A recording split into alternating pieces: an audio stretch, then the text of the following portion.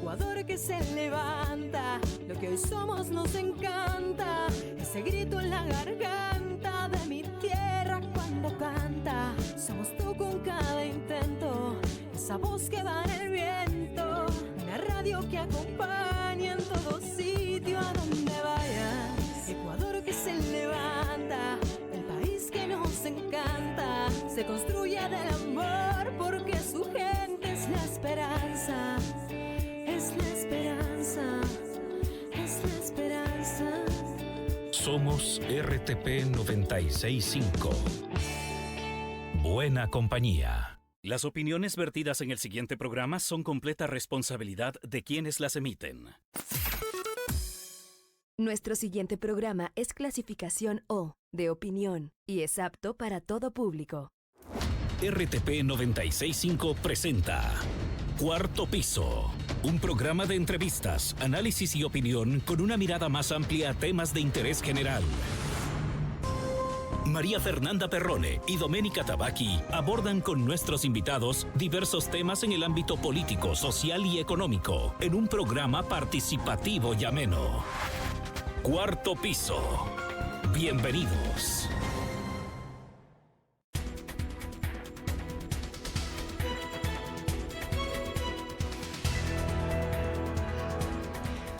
Hola, ¿qué tal amigos? ¿Cómo están? Muy buenos días, un abrazo grande. Miércoles 22 de octubre del 2025. Y digo vaya por muchas razones. Cuéntelas, buenos días. Buenos días, Doménica Tabacchi. Por el paso fugaz del tiempo y además porque se viene, este mes ha sido bastante cargado y tiene mucha intensidad. ¿Sobre qué vamos a hablar? Ya le va a platicar Domé sobre nuestros entrevistados, pero está sobre la mesa comparecencia ayer del alcalde Aquiles Álvarez y también sobre allanamientos que se realizaron en varias ciudades y esto dio una rueda de prensa, declaraciones más que una rueda de prensa.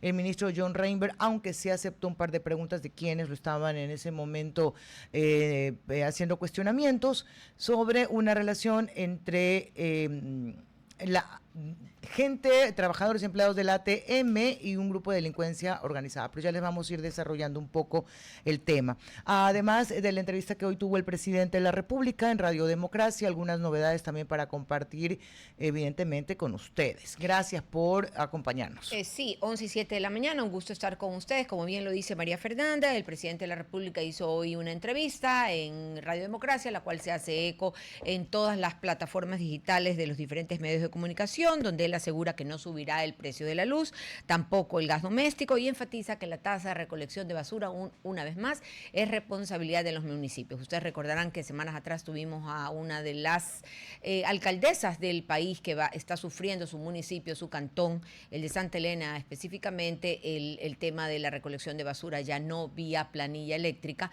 y sino directamente por parte de la municipalidad, y esto está ocasionando algunos problemas. Pero el presidente volvió a asegurar que así será.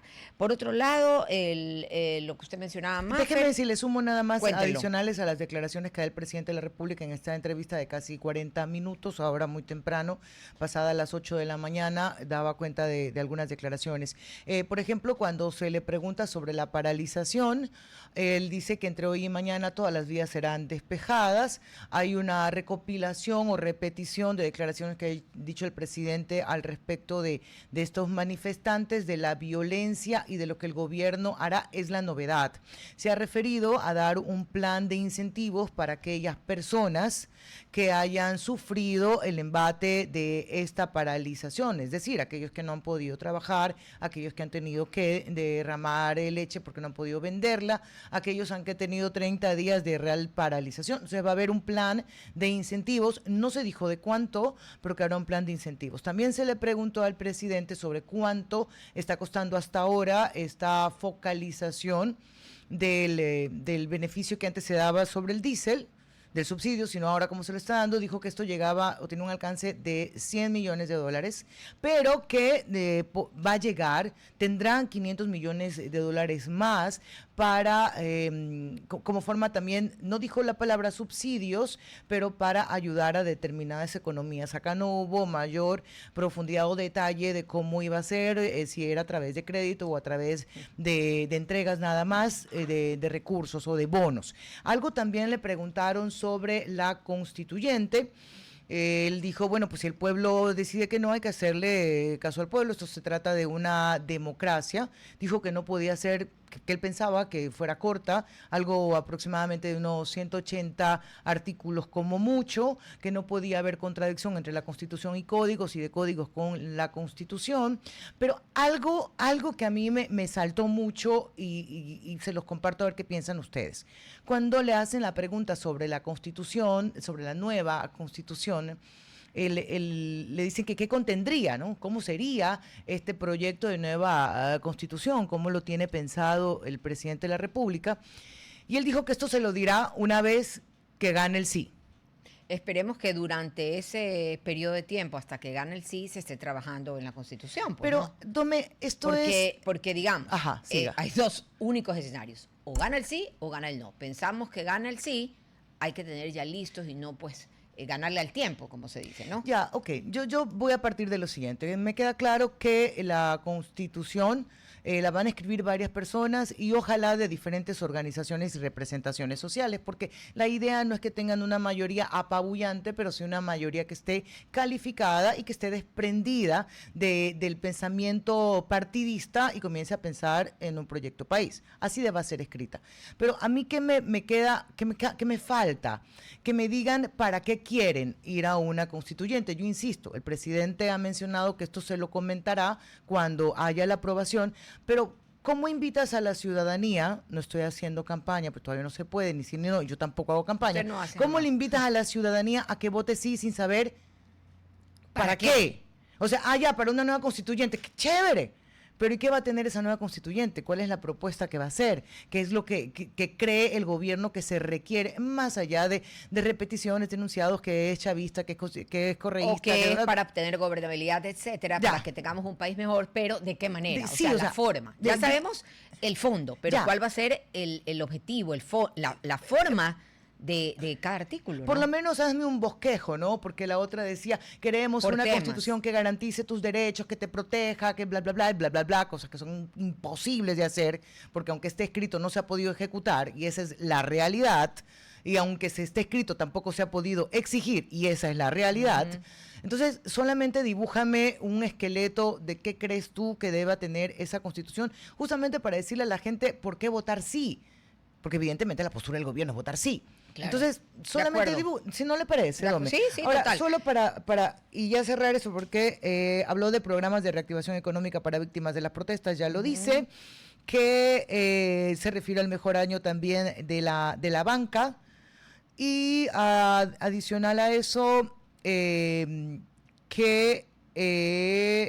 la forma en la que se van a elegir los asambleístas será de su gobierno, pues será amplia, e incluso invitó al periodista que esté en el puesto 2 de la papeleta electoral. E inclusive también manifestó en sus redes sociales, le hizo un especial énfasis a lo del mejoramiento de la banca a nivel país, así que eso le ha dado gran importancia por los beneficios económicos que ha traído al Ecuador. Repetimos que ya pues las vías estarán abiertas de la provincia de Imbabura después de un mes de paralizaciones y haber estado cerradas, y justamente hace una hora un helicóptero con la bandera del Ecuador sobrevoló la provincia de Imbabura luego del anuncio de la apertura de las vías. Yo me impactaba anoche cuando veía escenas en vivo de comerciantes que no les permitían o los incentivaban a cerrar sus locales los manifestantes. Y había otro grupo también de imbabureños que les decían más bien, no haga caso, abra su local y luche, la pelela y no se ponga a favor de la paralización.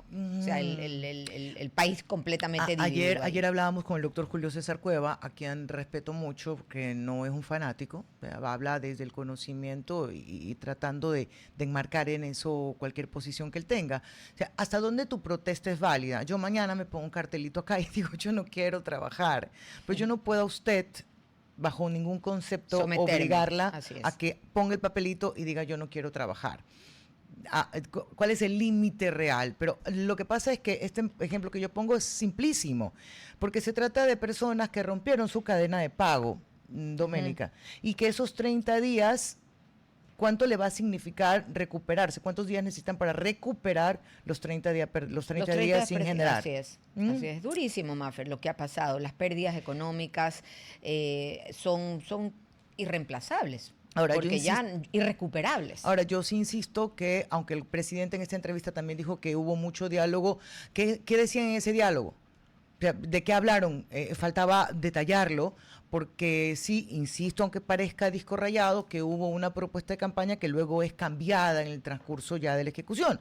Que hay razones, dale, pero había un poco que hacer también este acercamiento. 11:14 nos dicen que ya está la entrevistada. Lista, la entrevistada justamente es la abogada Mariana Yumbay, de un tema que lo anunciamos hace escasos segundos que iniciamos el programa, hace escasos minutos. Mariana Yumbay, abogada, asambleísta por la provincia de Bolívar, ella como miembro también de una de las comisiones de Soberanía, Integración y Seguridad Integral, que justamente ha tenido bastante trabajo en este último tiempo. Queremos que nos cuente cuáles son las medidas que se van a tomar después de la reunión de las autoridades dentro de esta comisión que mencionaba, la Comisión de Soberanía, Integración y Seguridad Integral. Buenos días, abogada. Muy buenos días, muchísimas gracias por el espacio, un cordial saludo a toda la ciudadanía que nos está siguiendo. Efectivamente, el día de ayer iniciamos con la sesión de inicio del proceso de fiscalización por todas las violaciones a los derechos fundamentales ocurridos durante el paro nacional. Sin embargo, yo desde el inicio fui muy pesimista en virtud de que ya hemos visto durante estos 2 años no ha habido ningún proceso de fiscalización serio. Es más, cuando hay responsabilidades evidentes, como el caso de esos contratos irregulares donde se benefició, más bien donde se perjudicó en alrededor de 154 millones al Estado ecuatoriano y quien era la responsable era la ministra Manzano, ese proceso se archivó. Entonces, no hay buenas intenciones. De hecho, ayer, primero no llegaron los ministros. Segundo, los que llegaron no querían hablar.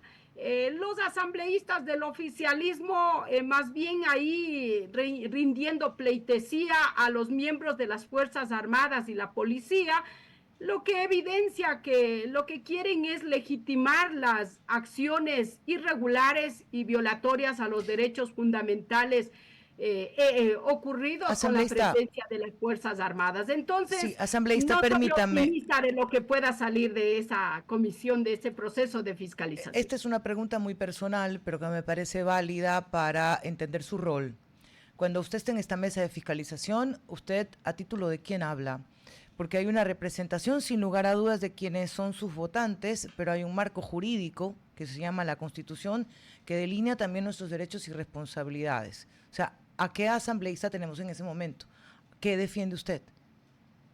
Yo defiendo que no se vulneren los derechos constitucionales y nuestra labor es transparentar. Si ha habido infiltrados que han generado daño, probablemente también habrá que ser sancionado. Y por otro lado, si desde el Estado se ha usado de manera desproporcional todo el armamento para reprimir y para hacer ejecuciones extrajudiciales, como el caso del hermano Efraín Fuérez, pues eso es lo que queremos. O sea, nuestra actuación tiene que ser totalmente objetiva, pero no puedo llegar y rendir pleitesía a las Fuerzas Armadas. O sea, ¿cuál es nuestro rol? Ahí ya se pierde la objetividad, la imparcialidad. Acuérdese que nosotros estamos para fiscalizar hacer este control político, ¿no es cierto? Ahora están involucrados indígenas, mañana pueden ser otros, entonces nuestro rol no se puede confundir y pensar que viene una autoridad y estamos para más bien rendir pleitesía. Entonces, yo me ubico ahí. Ya digo, yo siempre defenderé los derechos de todos, de todos. Si hay infiltrados, si han generado tal vez alguna violación a derecho, pues tendrán que responder en la justicia, y desde la Asamblea lo que nos toca hacer es lo que nos corresponde, lo que nos dice la norma constitucional. Entiendo que hay casos que hay que ser investigados para poder ponerles un tipo de delito, pero hay otros que fueron abiertamente cometidos, como el bloqueo de una vía. O sea, ahí no se necesita tener ningún tipo de investigación, y eso sí contra un derecho constitucional. Por eso le decía yo, ¿qué derechos, los derechos de quién está defendiendo usted cuando cumple su rol de asambleísta en esa mesa de fiscalización?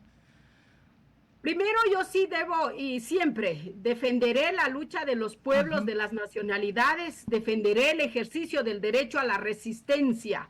Y hay que también evidenciar, no estuvieran los pueblos, las nacionalidades, la gente no indígena en esta lucha si el mandatario gobernara para los más de 18 millones. Si el mandatario se hubiese sentado con los distintos actores antes de incrementar el precio del combustible. Entonces yo creo que hay que también mirar de manera integral quiénes son los responsables del abandono de la salud, de la educación, de la inseguridad, de la seguridad, que no hay empleo en el país. ¿Quiénes son los responsables? Entonces yo creo que por ahí. Ahora, lo otro, decir que el paro tiene que ser ahí, no sé, pues haciendo fiestas o haciendo entregas de flores, no es, o sea, yo creo que ahí nos falta un poquito leer la historia, cómo han sido las luchas para quizás muchos trabajar 8 horas diarias, para tener el goce de las vacaciones de un mes, de 15 días, ha sido perdiendo la vida, ha sido cerrando las vías, han sido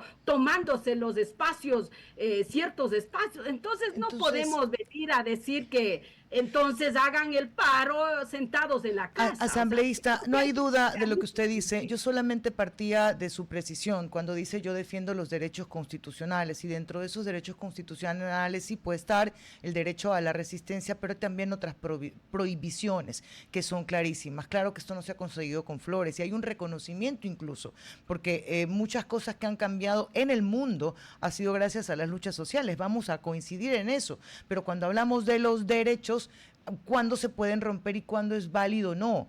Yo sí preciso esa definición suya porque esto se va a ver en su trabajo de fiscalización. Mire, yo creo que decir que tal vez se ha violentado derechos o que hasta dónde llega el límite, mire, yo no podría decir no deberían cerrar las vías, o sea, están cerradas las vías, están propiciando el paso de tal vez de ambulancias, entre otros, o sea, hay medidas que sí se han adoptado desde los pueblos que están levantados. En ese marco, por mi parte, como digo, yo siempre actuaré con mucha objetividad. Siempre he cuestionado, a veces una lucha, un levantamiento ha sido complicado controlar, porque ahí usted no sabe, se unen todos y a veces hasta pueden haber infiltrados, que siempre ha habido a lo largo de la historia infiltrados que pretenden deslegitimar la lucha de los pueblos. Por ejemplo, en el 2022 había gente que nunca habíamos visto, entonces nos tocaba estar con las autoridades controlando quién está y quiénes son efectivamente. En ese marco tampoco puedo estar de acuerdo con que se violenten los derechos de los otros. Y es lo que queremos transparentar en la comisión. ¿Usted siente que de alguna forma está siendo juez y parte en esta mesa? No juez ni parte, porque yo estoy hablando en nombre de todo el pueblo. Y yo, como acabo de señalar, mi actuación va a ser totalmente objetiva. Hay elementos, por ejemplo, en el caso del hermano Efraín Fuérez, de la hermana que muere en Saraguro, del hermano José Guamán, que han muerto, pero así, disparados con perdigones y hasta con balas. O sea, ¿qué elementos, qué instrumentos se están utilizando para en contra del pueblo? Entonces son esos elementos que habrá que conocer a profundidad, pero si veo que también desde el otro lado se ha ido, tal vez se ha abusado, pues eso también ahí están los órganos, en este caso la justicia, que también tiene que actuar. No queremos esconder absolutamente nada. Si bien es cierto, tanto del 2019, del 2022, hemos visto yo diría una inactividad desde la Fiscalía, porque hasta ahora no hay responsables de las muertes de los hermanos, de las personas que se quedaron sin ojo, de los que fueron encarcelados sin ni siquiera tener alguna responsabilidad. Eso es lo que queremos también desde la Asamblea, hacer el control político. Te recuerdo también que hubo una amnistía, pero déjeme regresar a esta mesa de fiscalización.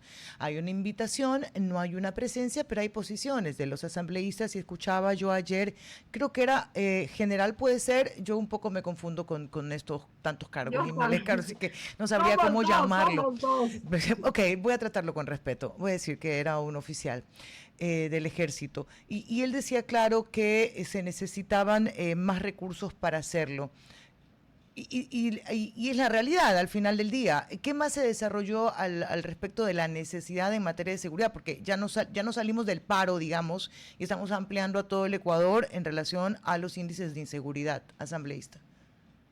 Bueno, efectivamente era el general. Yo también no suelo identificar ni qué son, si son generales, mayores, coroneles, pero bueno, era el general Manuel Dávila, el único que del Comando Conjunto de las Fuerzas Armadas, quien ahí públicamente aceptó, por ejemplo, que en el caso de la muerte de Efraín Fuérez, hubo violencia, hubo uso desproporcional. Eso es lo importante. Pero también señalaron que no cuentan con recursos suficientes, no tienen la tecnología como para actuar en el caso de la explosión de Guayaquil. Yo había pedido que me responda qué es lo que falló ahí. Se supone que está el Ministerio de Defensa, el Ministerio del Interior, hay el Centro de Inteligencia. ¿Qué es lo que está fallando? Entonces ahí señaló que no cuentan con la tecnología necesaria. ¿Y eso a qué responde? A que no están asignando recursos económicos suficientes para equipar todas estas áreas. Asambleísta, entonces, la entiendo, pero ¿no será que no hay tantos recursos como se requieren? O sea, ya hubo incluso una proyección de cuánto nos costaría esta guerra. Estamos hablando de 3.000 millones de dólares, de 5.000 millones de dólares. No hay plata ni IVA que alcance en esa recaudación. O sea, hay que ver un poco la realidad económica del país, ¿no cree? A ver, el hecho es que mientras sigamos o sigan desde el gobierno protegiendo a los grupos económicos, perdonándoles el pago del impuesto, como los 96 millones y así sucesivamente el resto, claro que no va a alcanzar el dinero, claro que no va a haber el presupuesto. Cuando ahora mismo, mire, sabemos que se recaudó más o menos 1.300 millones de dólares por el incremento del 3% al IVA.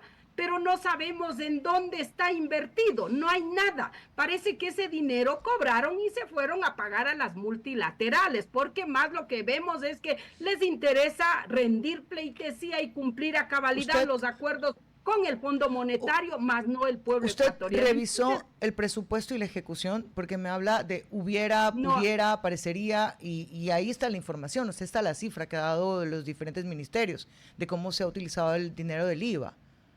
Mire, nosotros, de hecho, yo he pedido recientemente una información a las distintas carteras del Estado para conocer el nivel de ejecución. No hay ejecución. O sea, en papeles está un presupuesto muy bonito, interesante, pero resulta que en la práctica no se está ejecutando. Ahí hay que hacer un seguimiento y claro, con otra asamblea se podría hacer quizás un proceso de fiscalización mucho más fuerte, pero lamentablemente vemos que en papeles se coloca una cosa, pero en la práctica no hay ese dinero. Se nos está vendiendo humo y prueba de aquello es que la seguridad no tiene recursos económicos, más bien la fuerza pública no cuenta con lo suficiente y probablemente por eso el abandono en el país. Las muertes siguen dándose, más de 6.740 personas que han perdido la vida en muertes violentas, pero claro, todo el aparataje y todo lo que cuentan han sido trasladados a la provincia de Imbabura para reprimir al pueblo de a pie. ¿Y usted no cree que también hay una responsabilidad en eso, no en el haber enviado a toda la fuerza o parte de la fuerza, desprotegiendo otros sectores o otras ciudades, como por ejemplo la de Guayaquil, un paro que algo que pudo haberse resuelto sin llegar a ese límite? Ustedes hicieron que se ocupara recursos económicos para contener la paralización y el desbloqueo de vías, asambleísta. Yo creo que no podemos responsabilizar al pueblo, hay que entender, y yo siempre digo, no se puede hablar desde la realidad, desde la comodidad, desde el privilegio. Yo siempre les digo, recorran las comunidades, conozcan, vean cómo viven, no tienen agua potable, no hay sistemas de riego, la salud en pésimas condiciones, aulas escolares que no deberían llamarse aulas escolares, sus productos que producen tienen que llegar al mercado y todavía en el mercado le están barateando, tienen que vender a precio de gallina enferma. Esas son las injusticias, por eso están levantados. Entonces, a veces decirles que ellos son los culpables, no, aquí quien es el responsable es el presidente de la República. Él es el que no está gobernando para los casi 18 millones de ecuatorianos. El tema de salud no es solo en Imbabura, es a nivel nacional. Si tan solo hubiese resuelto declarar en crisis todo el área de salud y empezar a pagar, empezar a contratar médicos especialistas y así sucesivamente. Entonces, no se puede endosar al pueblo de a pie que está totalmente asfixiado con esta crisis. Hay familias enteras en camino a la pobreza extrema. Entonces, si no conocemos eso, a veces es fácil hablar desde la comodidad y yo ayer les decía, claro, los asambleístas habrán llegado a las comunidades, les palmotean en campaña y no vuelven jamás, no ven la realidad. Entonces, mientras no conozcamos, lamentablemente podemos estar culpándoles a ellos. Y luego podemos, en algún momento podemos hablar también del abandono justamente de los representantes de la CONAIE, la falta de planes o de planificación, pero le prometo que será otro tipo de entrevista porque sí hay interés en ver cómo se recupera, cómo se incorpora todo un desarrollo ya organizado económico a los sectores rurales. Gracias por haber estado con nosotros esta mañana. Un minuto. Pero le digo corto y volando. Sí. No creo que es necesario culpar a la CONAI. La CONAI no ha sido gobierno, no hemos sido gobierno. Lo que sí hemos hecho varios levantamientos, hemos llegado a las mesas de diálogo, hemos llegado a acuerdos y los acuerdos no han sido cumplidos por los distintos gobernantes. Le insisto que esto lo vamos a conversar, está bien que usted lo exprese así, luego podemos hacer contraste. Asambleísta, gracias por haber estado con nosotros, un buen día para usted.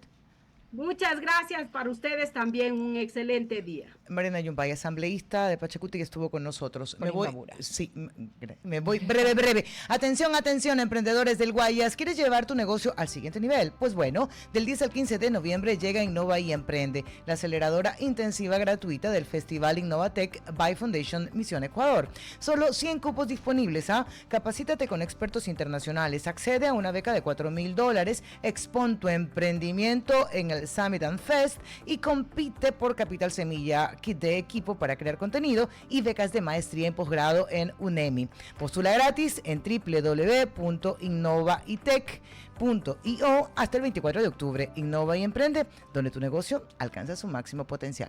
Y también el máximo potencial que usted puede recibir en cuanto a banca se refiere, y ahora que estamos en el mejor momento de la banca ecuatoriana, es justamente con Banco Guayaquil. Banco Guayaquil, sin filas, sin actores, siempre pensando en el mejor servicio que le puede dar a sus clientes. Si no se ha cambiado de banco, haga como hice yo, que me cambié y estoy feliz en Banco Guayaquil. Nos vamos a la pausa, 11:32, volvemos enseguida.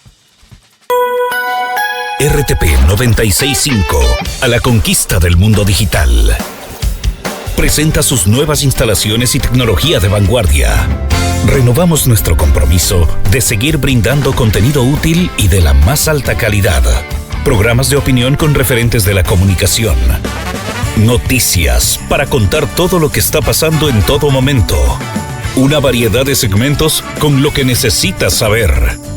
Y asociaciones internacionales estratégicas. Todo para mantener a nuestra audiencia y seguidores siempre bien informados. Siempre en RTP. Buena compañía. Comparte de qué se ríe. Ay, Dios mío. ¿Usted recuerda, Dome, ese sistema VIPA que era a través de una app que había creado el municipio de Guayaquil, en que cualquier ciudadano veía que había una infracción de tránsito, sí, claro, ¿no? Te tomaba la foto. La linda campaña también publicitaria que había, que éramos como agentes. Ya, y la linda retirada que se hizo del app porque al final hubo demasiada discrecionalidad sobre las fotos y la cantidad de multas que hubo. Bueno, eso es una de las preguntas que hay que hacer al alcalde cuando venga, pero eso fue una parte, se retira esta app. También deben recordar ustedes que hace par meses, como dice mi amiga, se instalaron cámaras en toda la ciudad de Guayaquil, lo hicieron por polígonos, creo que es el término técnico utilizado por ellos. Y esas cámaras estaban captando algunas infracciones, pues lo que hasta ayer solamente eran como alertas de estás cometiendo una infracción, pues ya desde mañana ya comienzan a convertirse en multas. ¿Dónde están ubicadas las cámaras en Guayaquil? ¿Qué tanto ha regresado a Guayaquil? Es que usted sí va a Guayaquil. Sí. Bueno, todos los Guasmos hay cámaras, Pradera, Floresta, Batallón del Suburbio, Portete, Cobien. Para el tránsito, sí. Cobien, Cristo del Consuelo, La Chala, Los Esteros, Urdaneta, Letamendi, Goyena e Isla Trinitaria. Están en 9 de octubre, Machala, Quito, Pichincha, Colón, Pedro Carbo, Vélez, Clemente Ballén, Aguirre, 10 de agosto, entre otras tantas en el centro de Guayaquil. Wow, están en todos lados. Están en el norte también, ubicadas en La Tarazán, Urdenor, Miraflores, Lomas de Urdez, Alborada, todas las etapas, Sauces, Albonor, Los Álamos, Fae, Garzota, Guayacanes, Acuarelas del Río, Limonal, Pascuales, Amanes, Bastión Popular, Mucho Lote, Ceibos, Prosperina, Vergeles, Mapasingue, me falta Aire y Las Orquídeas. Sí, todo Guayaquil. Todo Guayaquil. Pero aquí hay dos conceptos que hay que tenerlos claritos, Dome. Cuénteme. Pero dicen, preparen el bolsillo, que ya nos van a meter la mano en el bolsillo por las multas. No haga infracción, no tendrá multa. Exacto, pero también es cierto algo. Y yo era crítica, me acuerdo, lo recuerdo desde el alcalde Jaime Nebot, cuando eran los $400 por bloquear intersección. Bloquear intersección e invadir el carril de la metrovía. Ándele, todo eso. Entonces yo decía, alcalde, pero es que una foto no capta toda la circunstancia en el tránsito. Ya, hay ocasiones en las que tu infracción es producto de la infracción de un tercero. Y hay que ver qué es lo que capta la cámara. Yo no sé si van a hacer con videos los que se pongan la multa. Es que pasa, a veces incluso el bloqueo corresponde a que un peatón cruzó mal, al que alguien que no debería estar parqueado donde se ubicó, genera otro tipo de infracción. Para mí pasa. No quiero decir, no sé cuánto sea el porcentaje, pero realmente ocurre. Las multas a veces son muy excesivas y realmente lo que se busca, ¿no? Lo que, digamos, autoridades correctas, honestas, que están buscando siempre servir a la ciudad y aliviar los problemas, como es el tránsito vehicular en las grandes ciudades, es justamente que no se cometan esas infracciones porque la multa es fuerte. La multa más alta. alta. En San Borondón igual, las multas de tránsito son importantes.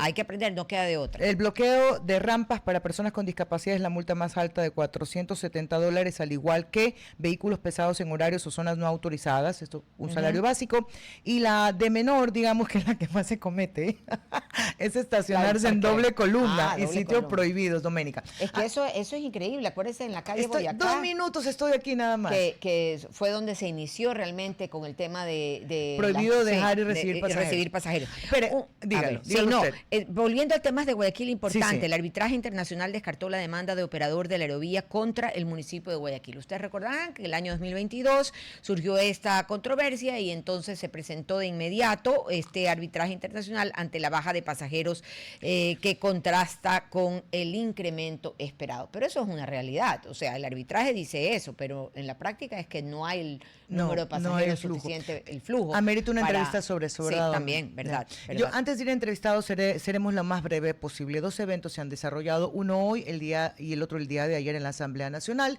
Va el alcalde Aquiles Álvarez, está el abogado, el doctor Pedro, vaya pues, se me fue el nombre. Pedro Granja, gracias, Pedro García iba a decir, Pedro Granja.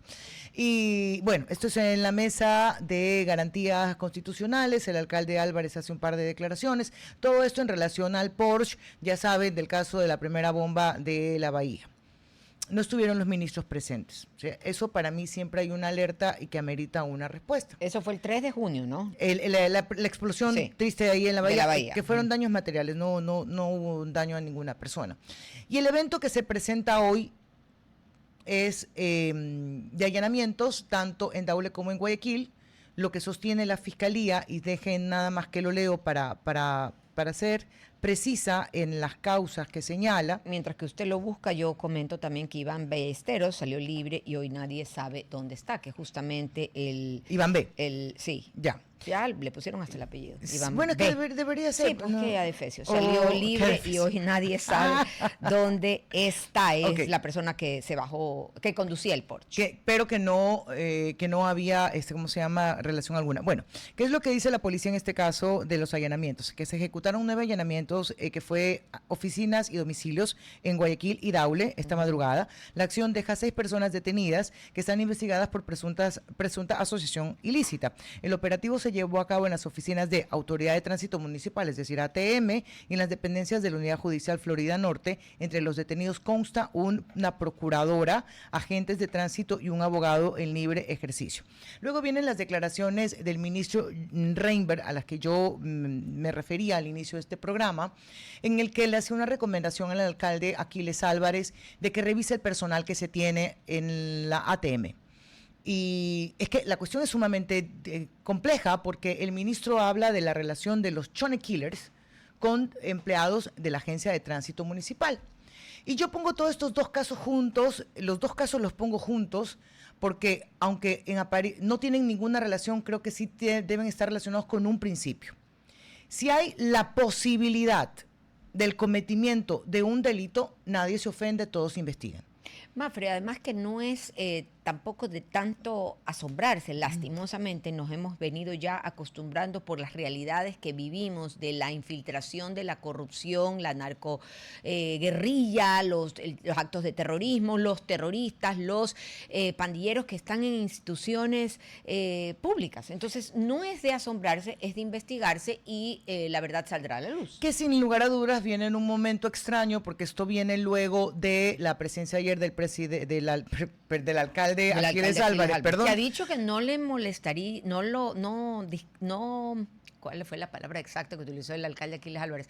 Que no le molestaría ser presidente del candidato. Usted concéntrese en la alcaldía. Entonces, que fue la presencia ayer. Candidato a la presidencia. Sí, del alcalde Álvarez, y luego viene esta acción del ATM. Lo que han dicho es que esta investigación tiene cerca de 4 meses, pero los tiempos, el timing, aparece la denuncia justamente ahora. Y yo insisto que así como el municipio no debería ofenderse, entiendo que van a dar una rueda de prensa el día de hoy, ATM, para responder a lo que ha dicho el ministro Reinberg, que lo primero debería decir, espera, déjame ver, ¿qué pasó? Yo a mí me interesa sanear a mi institución.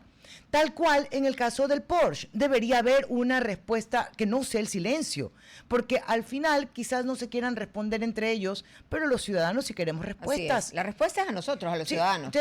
Para responderse entre ellos pueden hacerlo vía...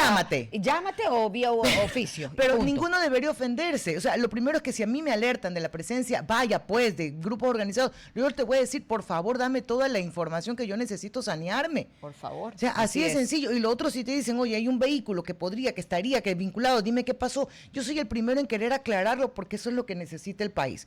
Entonces, esperemos a ver ambas respuestas. El día de hoy del ATM, lo del caso del Porsche, no tengo idea. El caso de Porsche y también el caso de la ATM son 2 temas importantísimos que la ciudadanía a nivel nacional quiere conocer. Otro de los temas que la ciudadanía también quiere conocer es lo referente a la salud, a la crisis que estamos viviendo en estos momentos por el desabastecimiento, no solamente de medicinas, sino también de dispositivos médicos. Esto en todo el país, la falta de insumos en el sector de la salud, y para eso nos acompaña Cristina Murgueito. Ella es directora ejecutiva de ACEDIM, y justamente para tratar este tema. ¿Cuáles serían las causas principales, doctora? Buenos días. Buenos días, muchísimas gracias por la invitación. Precisamente como ACEDIM estamos convencidos de que la articulación y el consenso tiene que ser una de las soluciones al sistema de salud. Hemos venido de proceso en proceso de emergencia, de declaratoria de emergencia, no solamente en este gobierno, sino en otros gobiernos. Este es un problema estructural que tiene el Sistema Nacional de Salud y que el gobierno está intentando hacer las rectificaciones necesarias, pero todavía no es posible ver esos resultados. Y precisamente por eso estamos convencidos de que el consenso tiene que existir y que tiene que existir una hoja de ruta trabajada con los distintos actores. El gobierno no puede hacer estos cambios solos, tiene que articularse con el sector privado, sociedad civil, organizaciones de pacientes, y con sus mismos profesionales de la salud. Hemos detectado 93 procesos que fueron publicados por el IES, en los cuales tienen ciertas irregularidades en este proceso de emergencia. Hemos indicado, han sido ciertas cosas corregidas en los siguientes procesos, pero todavía no hemos logrado identificar que realmente se ha hecho un abastecimiento adecuado tanto por parte de IES, sabemos que el ministerio lo está haciendo también.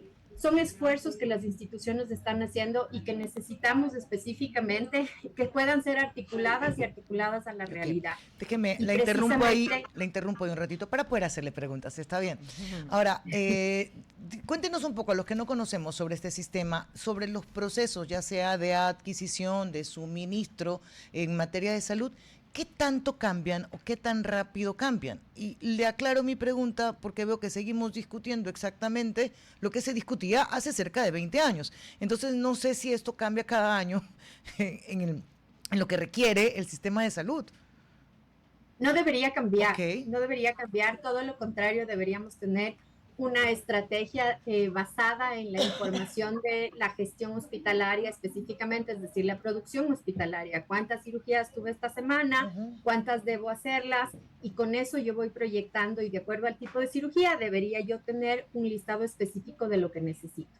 Eso no tenemos en el país y precisamente debemos coordinar una estrategia para que existan guías nacionales de protocolo, es decir, protocolos obligatorios en las unidades médicas públicas y privadas para que exista un orden al respecto. Entonces, no te puedes basar en los procesos que hemos tenido o el abastecimiento anterior, porque las unidades médicas no han estado comprando lo adecuado, no han estado generando su producción específica como deberían. Todo lo contrario, todo ha sido hacia la baja. Entonces, por ejemplo, el Carlos Herrada Marín hacía 80 cirugías diarias de la información que tenemos. Hoy hace 4. No puede ser referente. Entiendo el punto, entiendo. Entonces, ¿cuál debería ser mi referente para ajustar los procesos a lo que hoy realmente tiene el país, aunque no tengo la referencia en la unidad médica porque no se ejecuta o no se hace? Una de las recomendaciones que hicimos, por ejemplo, es que no proyecten con los 80, sino proyecten con la mitad, 40 cirugías diarias, de qué tipos de especialidades y que en base a eso proyectes lo que necesitas. Entonces, hicimos varias observaciones sobre los números de las cantidades de dispositivos médicos que tenían que abastecerse y muchos de ellos no estaban de acuerdo a la realidad ni a una proyección.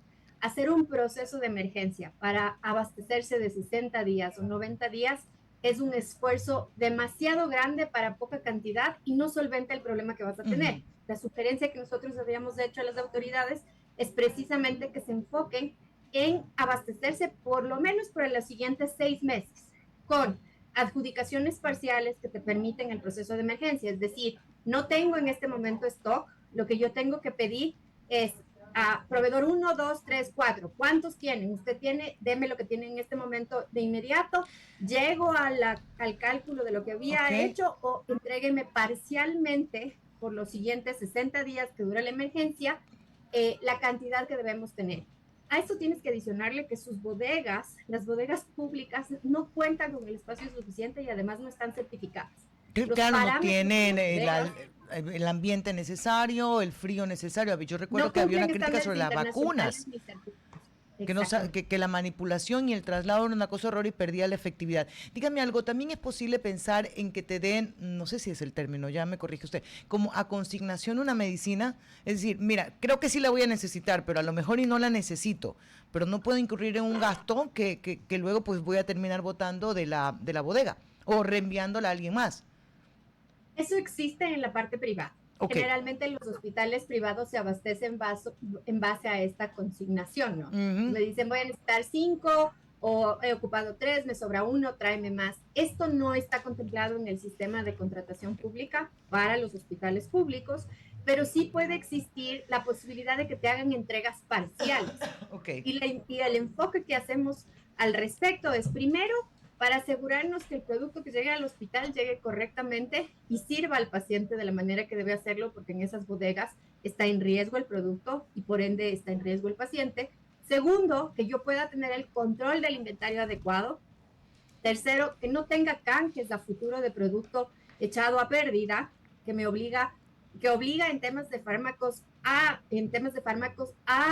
canjearle al hospital 60 días antes de que se expire. En dispositivos la ley no exige, pero aún así nos exigen que hagamos un compromiso de canje.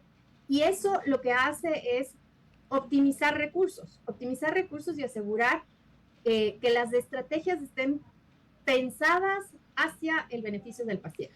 Entonces, sí podemos hacer estas cosas como entregas parciales, como adjudicaciones parciales en el proceso de emergencia, el ver cuál es la solución sobre las bodegas y sobre el control de inventarios, que los hospitales públicos no lo tienen, claro, y que de hecho necesitamos tenerlos, porque ahí es la fuga de recursos. Ahí es la fuga de recursos. Cristina, una pregunta, hablemos un poco de la colaboración internacional. ¿Existen tal vez alianzas o colaboraciones con organizaciones internacionales que puedan ayudar al país en este déficit de medicamentos y de insumos médicos que tenemos?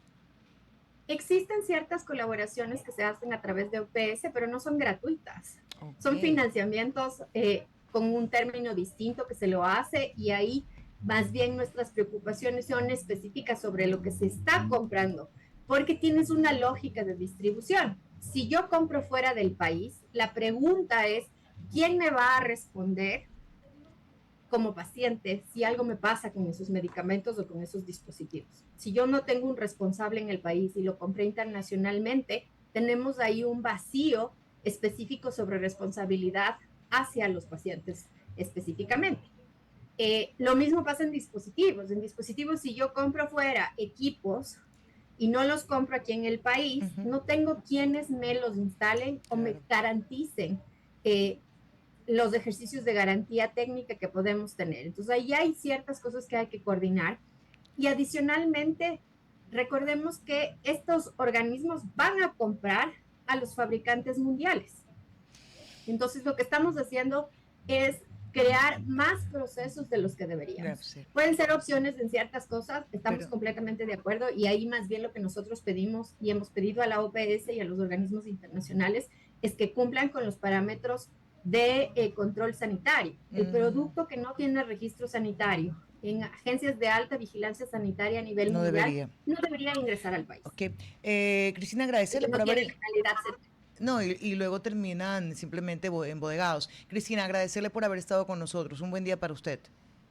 Muchas gracias a ustedes. Los invitamos a ser parte del consenso nacional. Creemos que cada uno desde sus espacios puede aportar a construir un mejor sistema de salud.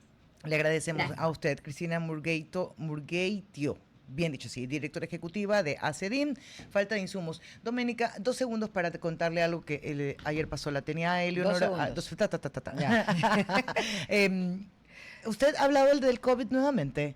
No, pero estoy consciente que hay un fuerte rebrote y... No. ¿Y yo sabe qué? Yo lo estoy tratando como una gripe más. No, me refería al momento del COVID. Ayer estábamos en la plática de Eleonor cuando era pequeña. Eleonor tenía 8 meses cuando fue lo del COVID. Y ahí comencé a contarle, claro, es que pasábamos mucho tiempo en la casa porque había el COVID. Y Eleonor decía, ¿qué es el Hobbit? Entonces comencé a contar lo que era el COVID, lo que habíamos atravesado. Me puse muy emocional y se me salieron algunas cosas propias del momento. Y yo le decía que lo más triste del COVID era que no podíamos volver a abrazarnos y compartir en familia. Y dije qué tan guardado lo tengo y qué tan olvidado también, porque no lo había sacado de mí. Nunca le había contado a esta nena sobre el COVID. El Hobbit, ¿sabe por qué? Porque lo normalizamos. Sí, Dome. Somos de la generación que normalizamos las cosas.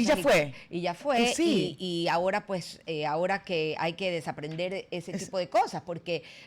crecimos así, de que no había que cuestionarse, simplemente te toca ser fuerte y así pasó. La generación actual es todo lo contrario. Sí, entonces se quedó esta niña y le gusábamos mascarillas y habían días para comprar y había, de acuerdo a tu placa, y habían horarios para regresar a la casa. Se cambió el mundo. Por Dios. Y le digo, a raíz de eso se cambió el mundo, el teletrabajo. Nena, imagínate todo en silencio. Nadie salía, solo hospital. Increíble. Entonces esta niña me dice, qué triste lo del Hobbit. Pero más que ella, con el Hobbit. Era como como lo que usted dice, ya lo cotidianizas, ya fue. Ya fue, sí. Ya fue. Y lo que no fue es seguir con RTP porque tenemos ahora Futuro en Acción y nosotros hasta el día de mañana en Cuarto Piso, 11 de la mañana. Gracias. Gracias. Hasta aquí, Cuarto Piso. Control Master Marisela Basantes. Transmisión digital Gerardo Díaz. Coordinación de entrevistas Diana Raimondi. Redes sociales Erika Eras. Edición Oscar Saavedra. Dirección Javier Gamboa. Todos los derechos reservados. RTP 2025.